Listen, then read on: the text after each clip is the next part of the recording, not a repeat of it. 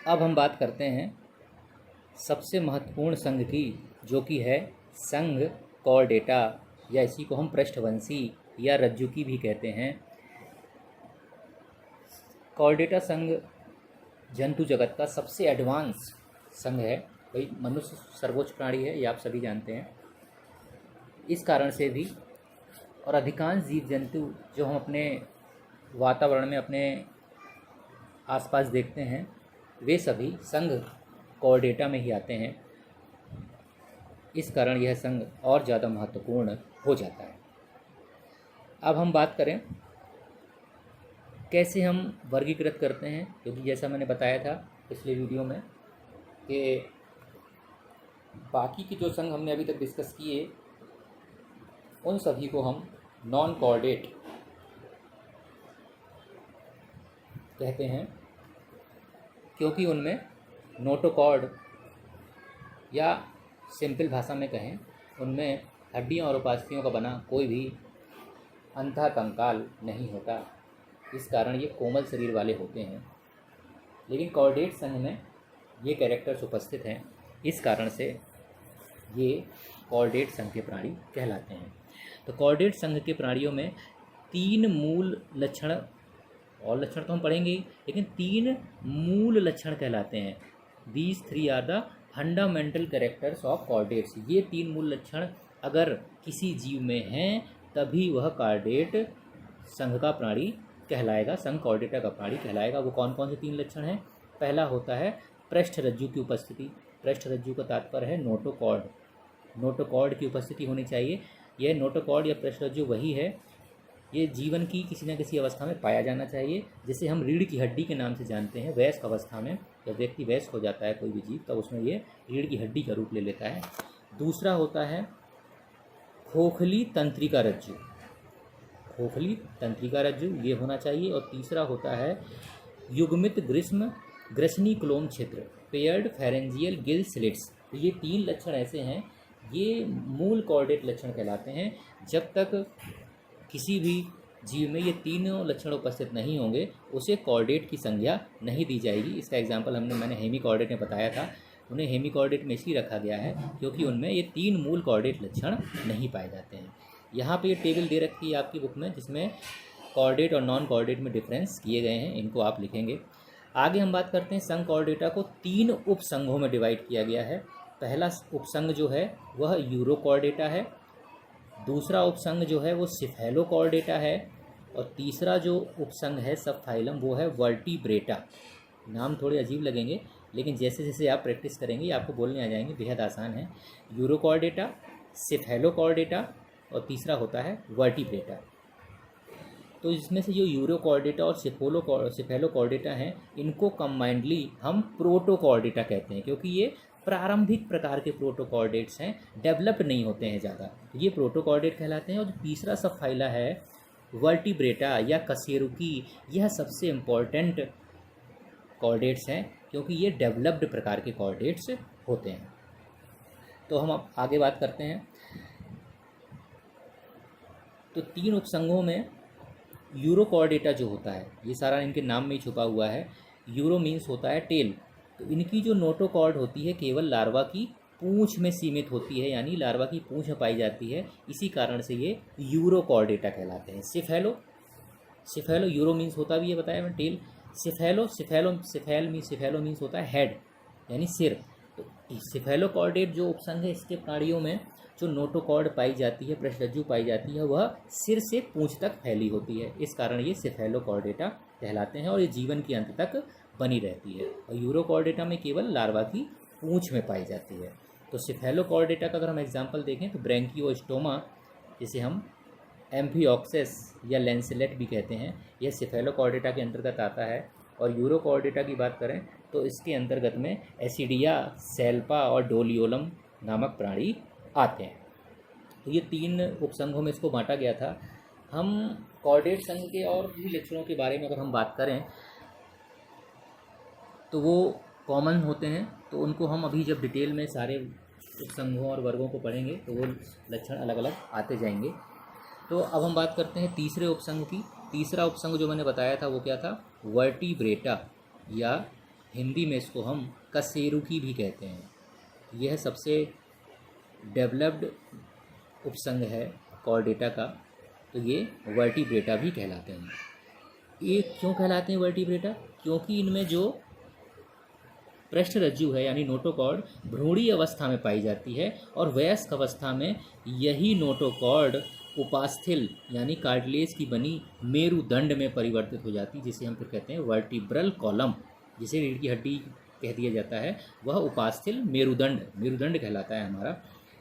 इसीलिए इसको अब याद रखना है। और इनका एक इम्पॉर्टेंट कैरेक्टर होता है, इनमें 4 कोष्ठों वाला हृदय यानी 4 चैम्बर वाला हार्ट पाया जाता है।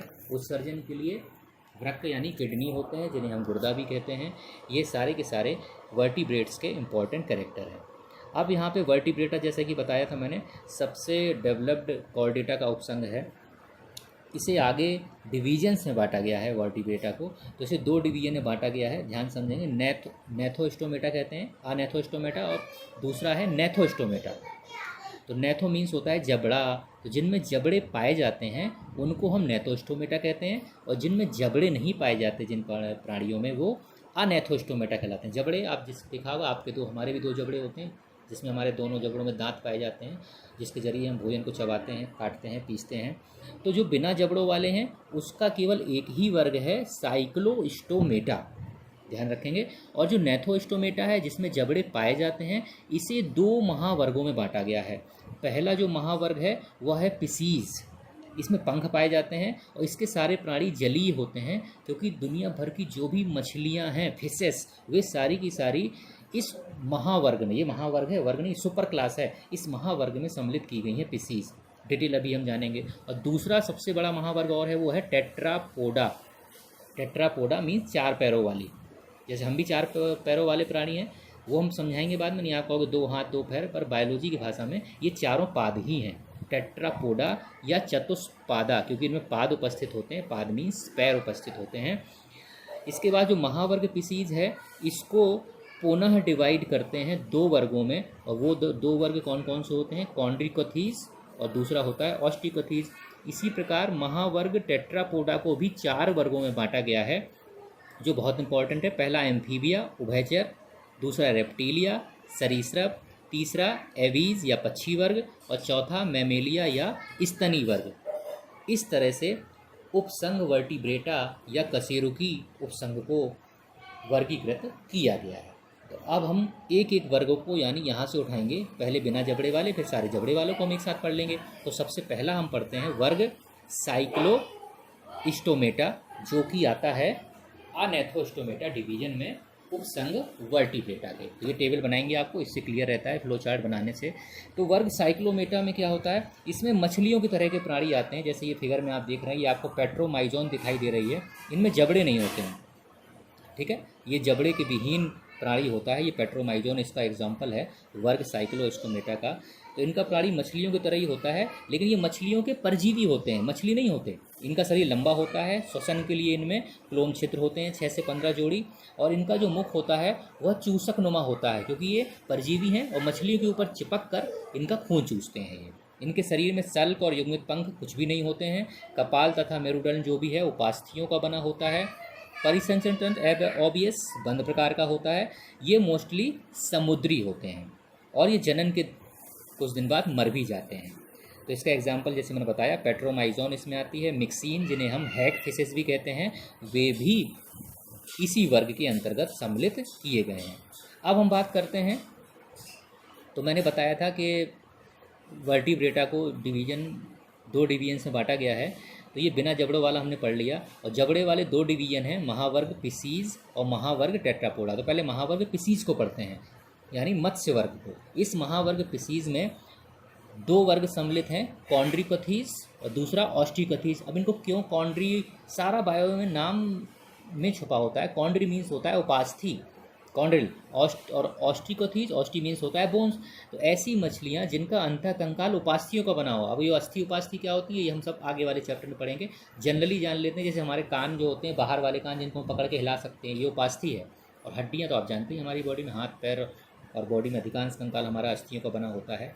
तो जिन मछलियों का कंकाल उपास्थियों का है उन्हें ऑस्टिकथीज में रखा कॉन्ड्रिकथीज में रखा गया है, और जिनका अंतः कंकाल भीतरी कंकाल अस्थियों का बना है उन्हें ऑस्टिकथीज में रखा गया है। तो सबसे पहले अब हम देखते हैं कि कॉन्ड्रिकथीज के बारे में।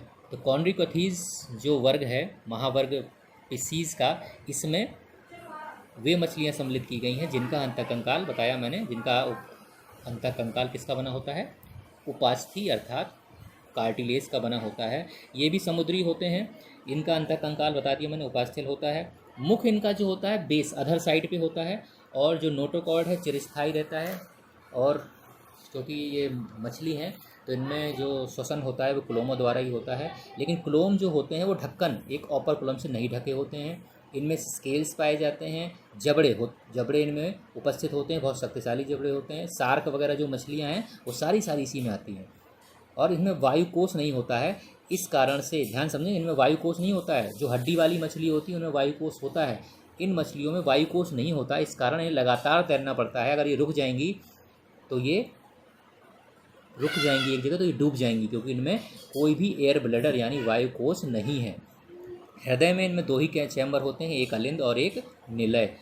तो इसमें बहुत सारी मछलियाँ सम्मिलित हैं। जैसे कुछ मैं कॉमन नाम बताता हूँ, टॉर्पीडो। टॉर्पीडो वह मछली होती है जो लाइट उत्पन्न करती है, विद्युत उत्पन्न करती है। यहाँ पे भी दो एग्जांपल आपको दिखाई दे रहे हैं, ये प्रैक्टिकल लैब में भी आपको दिखाएंगे। स्कॉलियोडॉन, ये भी एक उपास्थल मछली है, वर्ग कॉन्ड्रिकथीज में आती है। डॉगफिश कहते हैं, इसका मुंह जो होता है आगे कुत्ते जैसा होता है, इस कारण डॉगफिश कहते हैं, कुत्ता मछली। ये आरा मछली है, देख रहे हैं इसका जो आगे का मुंह है आरे जैसा होता है, इस कारण ये आरा मछली कहलाती है। वैसे इसका इंग्लिश नाम है प्रीस्टिस। और इसमें और भी मछलियाँ जैसे बताया मैंने, ट्राइगोन जिसे वेल शार्क कहते हैं। जितनी भी शार्क मछलियाँ हैं वे सारी की सारी, एक होती है कार्गेरोडोन, ये एक बहुत बड़ी सफ़ेद कलर की शार्क मछली होती है, ये भी वर्ग कॉन्ड्रिकथीज में सम्मिलित की गई है। अब आते हैं अगले वर्ग पर, ये महावर्ग पिसीज का। इसमें वो मछलियाँ सम्मिलित की गई हैं जिनका अंतःकंकाल हड्डियों का बना होता है। समझ रहे हैं, जिनका अंतःकंकाल हड्डियों का बना होता है। ये एग्जाम्पल्स हैं इनके।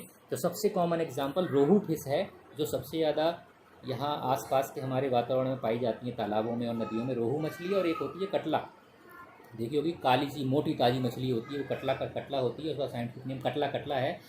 यहाँ जो फिगर बन रहा है कटला मछली का ही है। एक और कॉमन मछली रोहू मछली कहते हैं, रोहू। क्षेत्रीय नाम अलग अलग हो सकते हैं, मैं आपको हिंदी नाम जान रहा हूँ, और क्षेत्रीय नाम क्या है वो आप पता कर सकते हैं कि आपके क्षेत्र में उस मछली को किस नाम से जाना जाता है। तो जैसा कि मैंने इंपॉर्टेंट कैरेक्टर बताया कि इनका जो अंतःकंकाल होता है वो अस्थियों का बना होता है, लेकिन ये दोनों प्रकार के जल में पाई जा सकती हैं। नमक वाले जल में यानी लवड़ी या आलवड़ीय में। इनका शरीर धारा रेखित होता है। धारा रेखित का तात्पर्य होता है हवा को काटने के लिए, क्योंकि लेकिन जल में तैरना है, तो जल में तैरने की वजह से इनका शरीर धारा रेखित, आगे से ये धारा रेखित है, जिससे ये जल को आसानी से काट सकें। ये धारा रेखित शरीर कहलाता है, जैसे एरोप्लेन का होता है ना, उसी तरह से। तो उसको हवा को काटना है।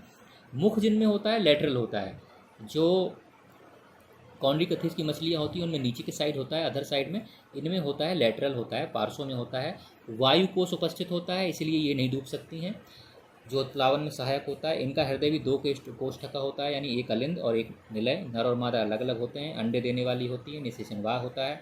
तो इसमें उड़न मछली आती है, एक्जोसिटस आती है। ये बहुत सबसे इसका कॉमन एग्जाम्पल ये दिखाऊंगा मैं। इसका सबसे कॉमन एग्जाम्पल एक ये है, जिसको घोड़ा मछली कहते हैं। इसको घोड़ा, ये मछली है लेकिन इसे समुद्री घोड़ा कहते हैं। लेकिन ये कई बार लोग कंफ्यूज हो जाते हैं, इसे समझते हैं मछली नहीं है, क्योंकि इसमें इसका जो शेप और साइज है मछली जैसा नहीं है, लेकिन ये समुद्री घोड़ा है। हिप्पोकैम्पस कहते हैं इसको। तो ये भी एक अस्थिल मछली है, और ये इसका कारण ये मछली ऐसे सीधी खड़ी होकर ही पानी में तैरती है। और रोहू मछली मैंने बताया, ये कटला भी इसी में आती है। एक्वेरियम बेटा फाइटिंग फिश कहते हैं जिसको, वो भी इसी वर्ग में सम्मिलित होती है।